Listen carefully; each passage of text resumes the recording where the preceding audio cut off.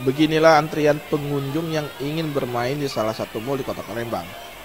Wahana permainan berpetualang yang belum 1 bulan buka ini membludak, diserbu oleh masyarakat yang ingin menghabiskan libur lebaran.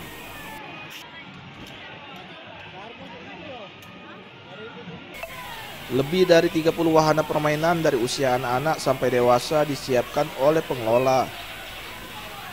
Mulai dari yang dapat dimainkan hanya dengan membayar Rp150.000.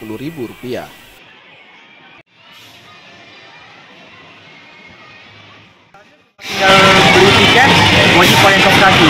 Kalau nggak bawa dari rumah, kita ada menyediakan kaos kaki yang dihargai Rp5.000.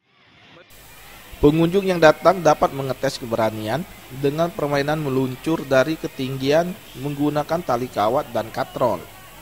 Untuk mengantisipasi membludaknya pengunjung selama libur lebaran, tiap pengunjung dibatasi hanya dapat bermain selama 2 jam.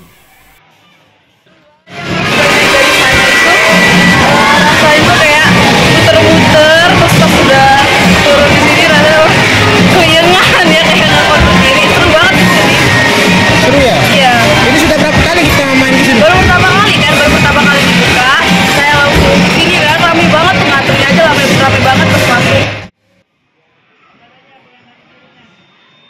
Tim Liputan Sriwijaya TV.